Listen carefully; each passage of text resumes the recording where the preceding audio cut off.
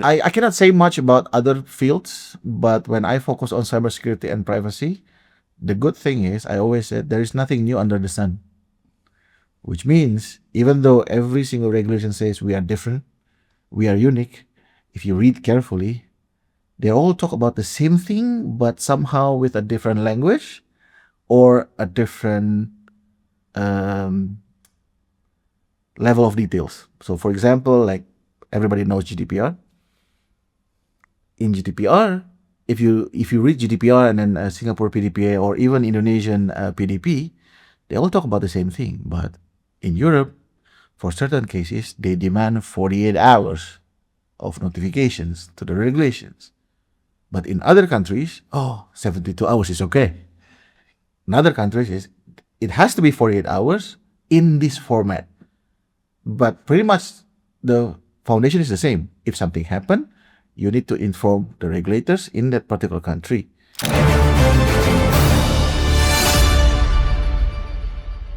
Welcome to the Indo-European Bridge. Today I'm joined by Ferry Haris, founder and CEO of FEHA. Ferry, a warm welcome, and it's a great pleasure having you here on the Indo-European Bridge.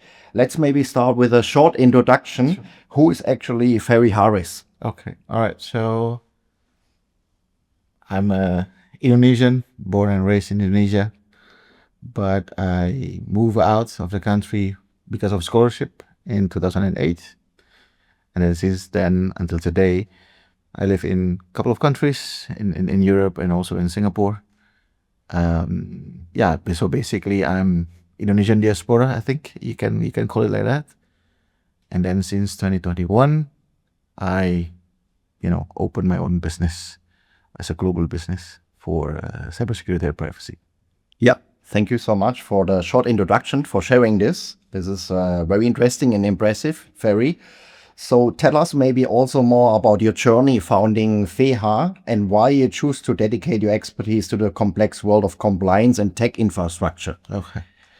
So after my master degree in Netherlands, I always worked for corporate. So large companies, I think the biggest one is 500,000 employees. And I always find that this group of companies, they have enough resources, or sometimes a lot of resources, to have the best compliance officer, risk officer, security officer, the best tooling out there. But all of these big companies also need to work with other much smaller companies. The funny part is these corporates always expect people to comply with their requirements, but they don't really have resources and so on and so forth. So I thought, like, okay, I think it is my time to help smaller companies, to be secure, to be compliant as much as they can be with the limitation that they have, so that we all can work together. Because at the end of the day, and like it or not, there will always be a relationship between corporates and smaller companies. But if the expectation is always unachievable, then it's also not a sustainable relationship, right? So I want to be the translator, so to say, between the big ones and the small ones. That's why since day one, the vision is always how can we be the translator between the larger enterprise and the smaller companies. So our product is pretty much on that same mission, so to say. Okay, thank you for sharing this. Then let's also talk about this year, 2026. Yeah. So compliance is getting more and more important, more and more significant. So it is no longer just a legal checkbox, So, but the most critical strategic asset, for firms looking to scale globally. So why is there more the importance, and also, of course, might come also through the awareness? So at the end of the day, I think it always comes down to the fancy word called trust. We want to work with someone else that we can trust.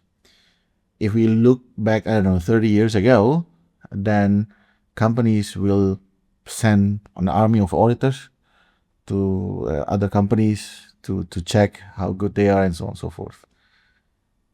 The word compliance actually started when this process, this manual process, is no longer feasible, whether it's because the number of relationship becomes larger or we work globally. So there must be again, somewhere in between that can help buyers to trust the sellers. That's why it started with certification, standard A, B, C, and D. But on top of that, now countries or governments also start using this compliance factor to be a kind of like a standard baseline. Hey, if you want to work in my country, you have to respect my culture, regulations. That's why this compliance matter becomes very, very important nowadays. But pretty much it comes down to, hey, how can I trust you so that when you work together with me or in my country, you respect our values. And the forms can be anything. It can be compliance as in, oh, I have a regulations that you need to comply with this, and then it's just a self-attestation.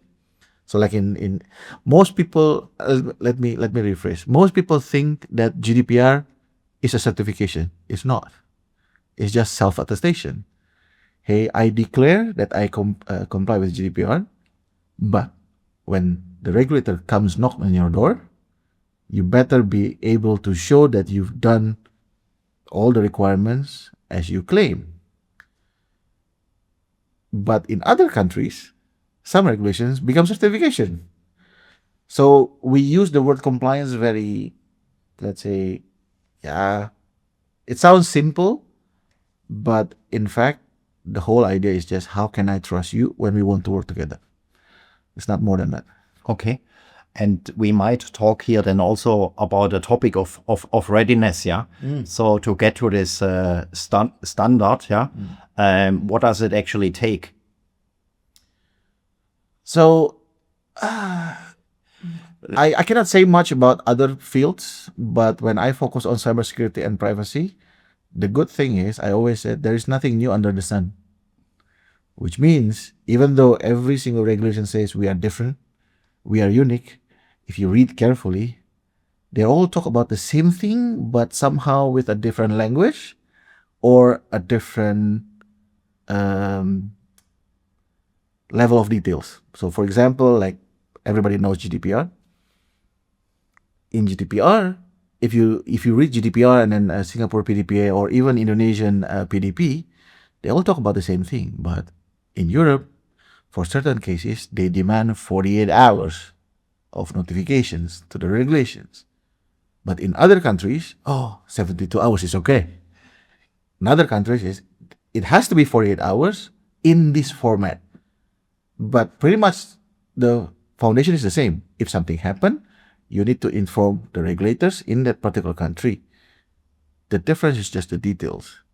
So that's why when we started this company as well, the mission is how can we make sure that with the AI that we built to help people comply with all various regulations, the focus is on the different elements for each regulations. Because the principles are all the same. It's just the details is different. And most people forget about that. Most people think, okay, if I need to comply with 5 regulations, then it's 5 different projects. No, it's one project that you need to work on. But how can your informations, your process sustain for all 5? So that's the part where most people forget. Most people think that compliance is very difficult because sometimes, I have 5 different people who do 5 different projects, right? And they don't talk to each other as if they are doing something different. No. Actually, they should talk to each other because then they will realize, what I'm doing is the same as the other guy, but the other guy has a requirement for 48 hours, I'm 72 hours. So if I want to make a policy, then it's better to follow the 48 hours because then it meets his requirement, but it also meets my requirement. So that's the part where I think most people forget that nothing new under the sun. For privacy, I think GDPR is the leading and other countries follow. For cybersecurity, I think the NIST in the US starting it, and then the rest is just following. So that's what makes compliance on one side feels difficult, especially if you are working in different countries. But at the same time, if people really sit next to each other, oh, we are working on the same thing. Okay, okay. And as you said, the regulations or the level of compliance compared also to different countries might be at different stages sometimes. So let's talk. Let's take maybe an Indonesian company as an example. Yeah, would like to expand. Yeah, or do business with some companies outside of Indonesia. Let's say Europe. So what does it actually take then to get? Now I use the word here again, the readiness. Yeah, to really comply and being able. Yeah, if you really start from scratch. Yeah, so for most companies who go with the path for, let's say, ISO certification or GDPR compliance, my advice is always talk to someone who actually in that part of the world. Nothing against any security expert in Indonesia, but even though people talk about the same global standard like ISO 27001, people's interpretation is different. So if you are targeting Europe as your market, then work with someone who understand how that standard is perceived in that target market. The reason why I said this, most people came to me as well of Ferry, I already have ISO 27001 from Indonesia. Why it's difficult for me to sell my technology solution into Europe? Yeah, then I have a simple question. When you are asked about this question, how did you answer?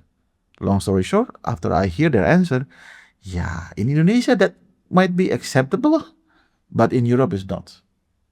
So I think in Indonesia there is this term that if you want to go somewhere, try to understand their perspective, their way of thinking, and try to achieve that, not what you believe that you have here. So in terms of readiness, I think it's just a matter of transferring the knowledge. And I'm sure people in Indonesia are also able to catch up with that, but they need to work with someone who actually understand what is expected on the other side. Because even though you go with the same logo, like BSI, I think you have a BSI in Indonesia or TÜV. Unfortunately, TÜV in Indonesia, the auditor of TÜV in Indonesia and TÜV in Germany, they also work differently.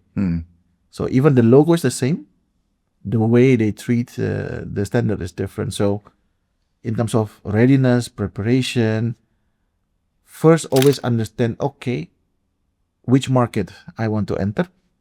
Let's say Singapore. Then try to think what is required in Singapore. Oh, I want to enter Europe. What is required in Europe? And then work against that.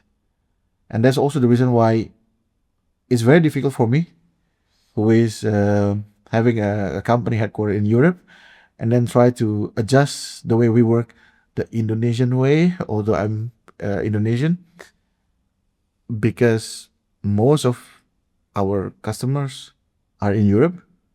So we work with European standard. So if customers in Indonesia would like to use our service, unfortunately, I always said unfortunately, because it means that we always deny it if they try to cut corners. If you want to work with us, you follow the European standard because that's what we understand. So readiness is also depends on which direction you want to go. Sometimes people accept that. Sometimes people, can we just, take a shortcut? Yeah, but people always need to think about how good is this for my long-term business? not a short-term sales. Yeah, and some might see this then, as a barrier as well, right? To say like, oh, I'm not ready yet. So it's a long journey actually to get there. Yeah, It is. yeah, definitely in terms of the readiness. And what would be interesting here, Ferry, to know as well. So you were also talking about it that your solution comes with AI. So could you maybe explain that more in a more detailed way, how that actually works? So how can the audience imagine that? Yeah, so like I said earlier, the good thing of working in cybersecurity and privacy management, there's nothing new under the sun. Comparing one after another, extracting information from one after another, I think AI nowadays is already mature enough, faster to get that work done. So the way we do AI is not, it's going wild. It's just translating what an auditor, I'm a former auditor myself, would do when they review a document, when they review informations, extract the informations, and then compare it to the regulations, standard frameworks. So as simple as that. So what we said jokingly in our company is we build AI to be like mini me. So if you have like a company like big ones like TÜV or PwC or Deloitte, they grow big with growing the number of auditors, the number of consulting. We also grow, but with growing the number of AI agents who work like us. Is it bulletproof, 100% accurate? Definitely not. But at least what we always target internally is 90% of the manual work that an auditor have to do is now already able to be fulfilled by AI. There's always as a human in the loop process, because we always believe that AI is very finite. They are as good as the data, the context that you give them. But in many cases, there are always unwritten business context, let's call it like that, that is not written anywhere. But when you talk to people, then the other human understand, okay, so this particular items needs to be implemented slightly different for this company because they have slightly unwritten rules that is not captured by any AI, and most people also don't want to write it down in documentation, right?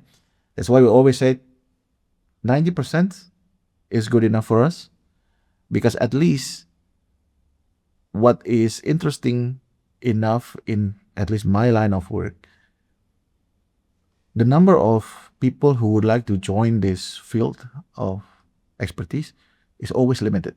Since the day I joined Deutsche Post in Germany to be an internal auditor, the number of people who would like to join as internal auditor, external auditor, security, compliance is always limited. So the AI is not replacing us, but actually AI is filling that gaps that already happened since years ago. Even until now, so many AI agents that we built, it's still not enough. So the way we build the AI is, just imagine that we have a lot of junior consultants, junior auditors, but not human. So Okay. that's how we treat it. Okay. So we have already talked about different standards, based on different countries, as well as how AI is supporting your customers, all over the world. So, but how do they actually impact the bottom line? Let's also maybe talk a bit about a capital ferry. Yeah. Mm-hmm. So from your experience, how much does a compliant tech stack actually increase, let's say, an Indonesian startup valuation or pitch success rate with European investors? So again, I think it comes down to the previous questions that we discussed earlier. Is the main difference is how we treat the tech stack. So pretty much when it comes to technology, what people use in Europe is the same as what development companies use in Indonesia. The same technology stack, but the controls around it is different. So for example, in Europe, the one who create the code shouldn't be the same person who pushed that to the production. In Indonesia, oh, if I can just push everything from A to Z, then it's good, right? It saves money. So the tech stack is the same, but the way we treat the control, so to say, in our term is different. And most of the time, that is the part where the compliance perception comes into play. So in Indonesia, maybe that's acceptable. Everybody is doing it. Then when there's an auditor comes, oh, it's acceptable because everywhere in Indonesia they do it. So they got the certificate. They try to go to Europe, and then Europe asks, okay, so explain to me exactly how you do things.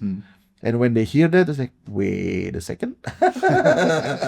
So how did you come up with this certificate? Okay. But this is it says TÜV, for example, right? It's just about what people are used to, because what most people forget is any of the regulations, any of the standards, any of the frameworks is written in such a way that people can have different interpretations. Because again, to treat compliance on larger enterprises is different from smaller companies. Banking, financial services will be different from manufacturing, right?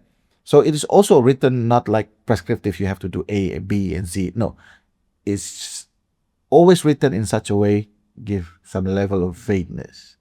But that level of vagueness makes most of the time Indonesian companies have difficulties to sell their service abroad, especially Europe and the US, because they always challenge to the details, and that custom is different. Okay. Very interesting, and thanks for sharing this as well, Ferry. So then here also the question: sometimes if a project fails, is it because of the legacy processes or also the mindset? Maybe you could also share on, based on your experiences, why are some of the projects are failing? For us, most cases are because of the mindset. Whether you are using a legacy process or legacy technology versus, let's say, a new one, always cloud-based or everything AI-based, it doesn't matter, because compliance or security is always the same. The principles from even 34 years ago, the principle of security is always the same. Like, make sure that if someone access this, is the right person who had. So it's always the same principles. The problem is always the mindset, especially on the smaller companies section. Typical, incorrect, I'm not saying wrong. Security, then it must be only IT who needs to deal with that. They are the one responsible and accountable. Responsible and accountable. So that's typical mindset number one. Typical number two, I have a dedicated person or team who deal with it, then that's it. That's the only team who will do it. Like, no. Like, everybody should be part of it. Number three, that's typical, I would say, how can I pass an audit as quickly as I can be? And the problem with all these standards that most people don't know, let's say you have a company that have 4 products. It is allowed to do a compliance check only for 1 product, not all 4. So they do it on the first product, and they try to sell as if all 4 products are compliant. And then when someone who literally reads the documents, read the certificate, read the scope, so to say, realize, hey, why your certificate only covers 1 if I buy service number 3? Suddenly everybody silence, because if you certified 4, of course the price is almost 4 times compared to 1, so most people focus on 1, save costs, and so on and so forth, right? So this whole mindset typically comes down to compliance as a cost. Not many companies think compliance as an investment, which means how can I use compliance to be a leverage for me to do sales? Without compliance, maybe I sell, I don't know, 10 times in a year. How can I use compliance with the all costs within it? I can sell 100 within a year. So the calculation is always about, revenue cost, but somehow for most companies, compliance is only cost. And that's the part where make things very interesting. So to say, in my line of work, because I'm the one who need to convince people, I'm the one who need to educate people that when you do this, it's actually an investment for your sales process. Okay. And that's the part where the education comes. Yeah. Okay. Very interesting. And as you were saying, many see this more like I have to do it. Yeah. And it keeps me away or keeps me busy. Yeah. From other tasks, which I which maybe might rank a bit higher. Yeah. Officially have a higher priority. But as you were saying as well, so this is an investment. Yeah, this will open other doors for companies as well, and can help you a lot for sales. Here, a follow-up question to you, Ferry. If you talk to clients, to customers in general, how is the awareness about compliance? So I could imagine many have heard about GDPR and so on, but how would you maybe rank that to say they're really aware what is needed and how much is still missing, for instance? From Indonesia perspective, or in general? Or in general, based on your experiences, based on your daily business. So I think in terms of awareness that there is this regulation A, B, C, whether it's in Europe or Indonesia, most of the time they know about it. Of course, compared to Europe, businesses in Indonesia tend to work for a larger companies. Smaller ones, they don't really care, or not even aware of it. But then the question is always, yes, I'm aware of it, but will I do something about it? The problem with all these regulations, framework standards, most of the time, because it's cost, people only react when there is a demand. If there is no demand, then why bother? So to say. So in Europe, because the demand is quite high, so let's say, if you want to work with me, then I request evidence that you comply to this and that and this. Then that gives or that moves the market to, okay, if I want to go to that company, then I need to be prepared well ahead. In Southeast Asia, I'm not saying only in Indonesia, in Southeast Asia in general, unless you are working with big financial services, that demand is not there yet. So there is no push to, hey, if you want to work with me, then you have to fulfill compliance A, B, C, D. In many of in Southeast Asian countries, more, okay, if we can agree with the pricing and the quality is acceptable enough, I think we can work together. So that's why in Southeast Asia, especially, the word third-party risk management is not as high as other region, so to say. So what happened in Europe, typically, you start from the top regulations and then you drill down to the big enterprises, and they are the one who push to mid-market and let's say smaller businesses. In Southeast Asia, at the moment, the regulations still stuck at the regulator perspective. Some of them push to the large enterprises, but most of them will stay there, not really push down to a lower level. Some people say it is expensive and so on and so forth. And I would argue some of the countries already moving towards the right direction. I'll give you an example. For most people, when they talk about ISO certifications, GDPR, it's expensive, which true, it is expensive. Okay. It's a very big framework. It's very complex. But what Singapore is doing is they have 2 stages. That's why in Singapore they have what they call Singapore CSA Cyber Essentials. So these are the essentials controls that small businesses can implement with a smaller cost, but at least the basics, which cover 80% of the typical cybersecurity incident, already cover.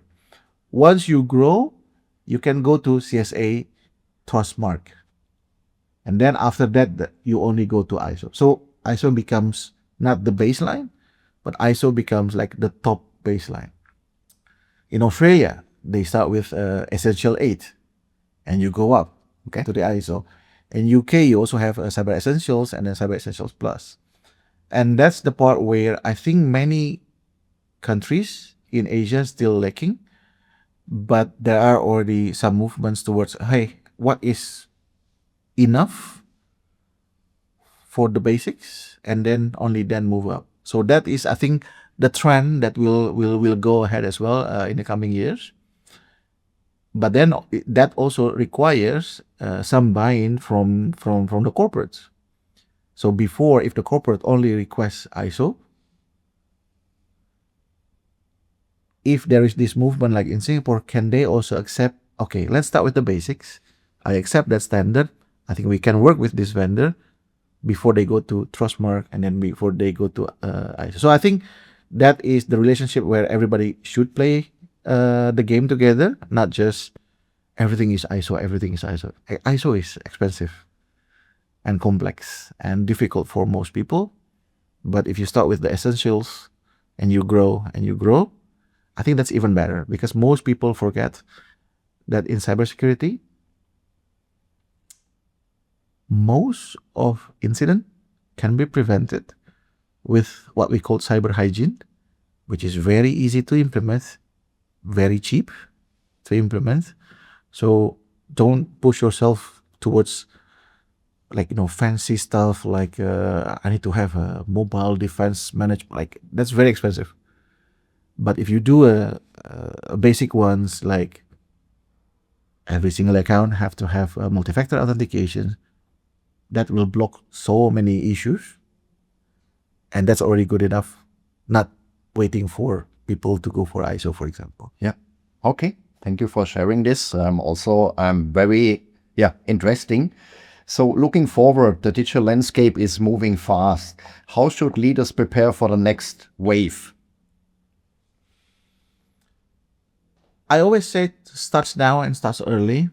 And again, there are so many cyber hygiene that people can do.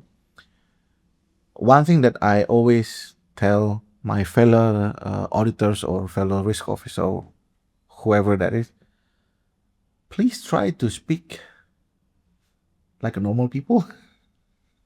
I don't know whether that's the right term or not, but the same, like, I would say, I always have difficulties to understand what my accountant says to me, because when they already start explaining things in the area that they are comfortable, sometimes they forgot that I'm not an accounting expert. The same in security, right? Don't call whatever you are doing in the jargon that security people understand, but try to explain to people in the area that they understand. So you start now, you start early, and make sure that you translate that very well to your team. Because most of the time, what I see, people have process, and then they have someone say, oh, okay, now we need to comply with this regulation. So we do something according to this regulation. So the language that they have is here, the language of the regulation is there. It doesn't match. Well, actually, the process is the same. If you have a door open, make sure that there is someone who closes it. In the control term, is that when an access is open, make sure it's limited by time. It's just a different wording, right? When a door is open, make sure it's closed. But the control word in security is there's a time limit. So any leaders should be able to make that translation to be more effective.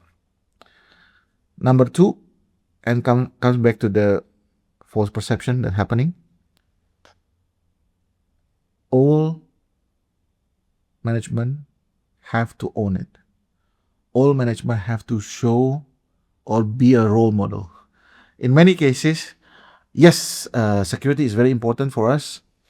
They say it out loud. They say it in front of the media. And then when it comes to their iPad, they always come to their IT. Can you remove this part so that I can log in easily? So you don't show to people that, you know what, I'm also doing it. It's very important because if you don't be that role model, it's going very difficult for people to follow that part. And knowing that, again, you just do that 20%, you fulfill all the 80%, and it's very easy. I don't know when or if the regulations in Indonesia will change, but at least what we see in Europe is the penalty, or if you don't comply, or if there's a data breach, now becomes an individual liability, not just a company or only IT team or only head of IT. It's including like, oh, if the IT reports to CFO, then the CFO can be a personally liable. The same with CEO as well, with NIS2 or DORA regulations in Europe. And that is something that we need as well in many countries. As long as people are not held personal liability, sometimes it's very difficult to push it to the rest of the company. Yeah. Okay. Talking also about Outlook 2027 here. So where actually, or moving forward, where do you actually see the biggest growth opportunities for compliance as a service over the next 3 to 5 years, especially here in Southeast Asia? This is interesting because I just write an article myself, drafting an article when I'm in the car coming to this place. Southeast Asia has a very unique position in the world. Why? Because whether we like it or not many. So there are a lot of companies in Southeast Asia. They have a footprint in Southeast Asia, but most of them are not the headquarters. They are a branch or regional branch or just a country branch, right? As every single country will have its own regulation, the headquarters also push that they need to comply with the headquarters requirements, right? So the trend of compliance and regulatory pressure in Southeast Asia, in my opinion, is actually much harder compared to other regions. And that's the reason why, although it's difficult, to be very honest, we decided to stay in this region as well because of that mission in the beginning. In Middle East, for example, most of the pressure stays in that region. In Europe, most of the time the headquarters stays there, then the pressure stays there. But in Southeast Asia, they got the pressure from bottom up, which is from the country they operate, but at the same time, they also have a pressure from the headquarters. So it's like a sandwich, kind of. And at the same time, the speed of technology advancement or business, whatever, Southeast Asia runs very fast now, especially if you are leaning towards Eastern Asia or China or India, then it moves faster compared to Europe. So when Europe pressure you with regulations, but at the same time Asia wants to move fast, that will be the friction comes together. How can we move fast without breaching any regulatory compliance? So in the coming years, I would say most of companies in Southeast Asia have to work with what I call integrated compliance framework. because again, it's not just about one country, one company, one industry. It's about everything. So everything has to come together as one plan, one project, and hopefully one platform as well. But at the same time, because the pressure of moving fast, there is a trend in my field which I'm going to push as well to Asia. What we call is risk and compliance as an engineering process, which means in the past, compliance and risk is we write a policy, and then people will do what they do best, and then once a year I will come and then check, right? Now with GRC engineering, what we do is I put the policy in place. How can I already translate this policy into a code? So every time there's this code running, I can prove that I comply with this regulation. So I think that's the trend that people also need to go with and go towards. Then no matter how many compliance requirements they need to comply with, it's part of their day-to-day work because it's embedded in terms of their process. So I think the best way to picture it is, let me give you an example of like a ticket. When people want to change something, a feature in the software, right? You request, you write a document, you raise a ticket, and then the ticket goes to the developer. Developer do the code, and then put it in the testing. You do the testing. If everything's okay, then you go to productions. Then you close the ticket, right? That's process, manual, with a lot of documentations, with ticketing and so on and so forth. But now, the user can already put the request directly in the ticketing tool. It goes to automatic desk to the developer, whether they use Claude or OpenAI Codex, whatever. Then they will push it to the testing, and then the testing will be done automatically by automations, engine, and so on and so forth. And then automatically there is a push to the production. All this is the same evidence as before, but now they code it in their process. That's the trend that I think very well deserve in the next year. Yeah. Okay. For an Indonesian leader listening right now, what is the single most important step they should take today to future-proof their tech infrastructure? That's a tough one.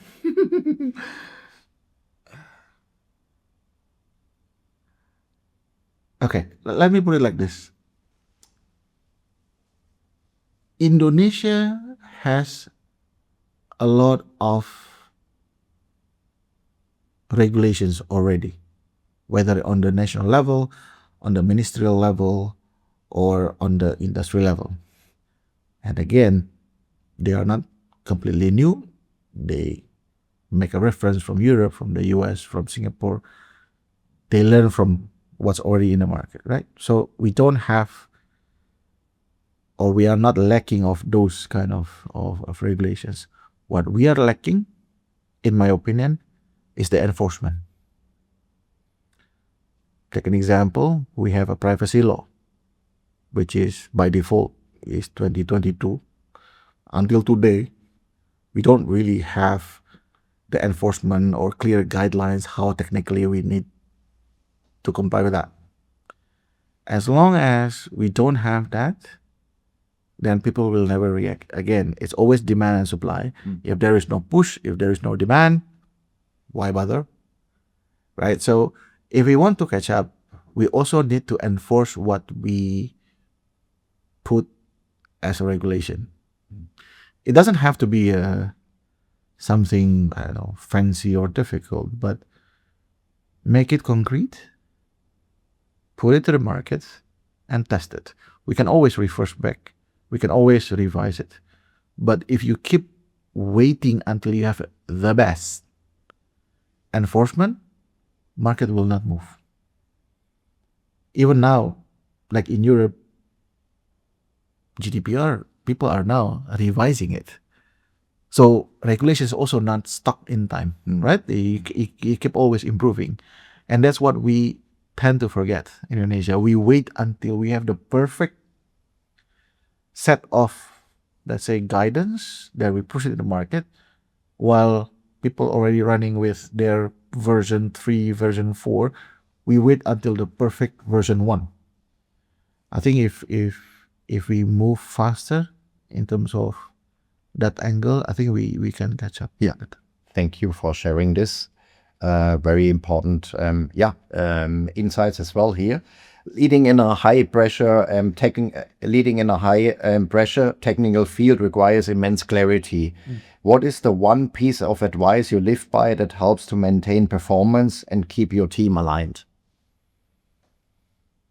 I always say to my team that there is no right or wrong in our work. And that's also what people mostly forget. They always think compliance is 1 or 0. Well, it actually is not. There's always a gray area in between. Whether it's because of the type of the industry, whether it's because of the size of the company, there is no one size fits all. There is no right or wrong. What available there is it's suitable or suitability for one case after another.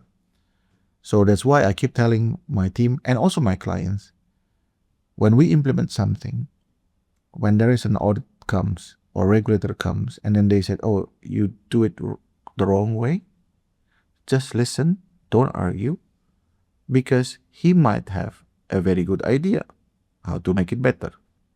All these regulations, all these standards is to help people to get better, not to punish people. So don't be afraid to get a finding, so to say, to get the audit finding or audit report. No, embrace that, because you might learn 1 or 2. So for example, if I'm manufacturing and I have a regulator who always do an audit in the financial services, which is more mature in terms of compliance, they might have some good input for us in manufacturing, right? So embrace that. And maybe because of this, I have to add this to my statement earlier. Please, leaders, don't put audit findings as performance criteria for your team. Because in many companies, I see that to get audit finding equals 0 means whether you get bonus or not. Then everything that he or she does is to fight to get the audit finding 0 because it will impact his or her bonus. Please don't do that. Okay. Thank you for sharing this as well. Ferry, it was a great pleasure having you today on the Indo-European Bridge and sharing your expertise for cybersecurity compliance with our audience today. So for our listeners, who actually want to connect with you and your team at FEHA, where they can actually connect with you or reach out. So I'm very active on LinkedIn. So you can always search my name, Ferry Haris, with only 1 R on the Haris, because we have Haris with double R, or through our website, feha.io. We are quite active on LinkedIn, and trust me, we will always respond to your message, even though it's weekend. Perfect. Thank you so much. And of course, we will also share then the contact details of your company and your team in the show notes below. Thank you so much for listening, and see you on the next episode. Cool. Thank you so much for having me.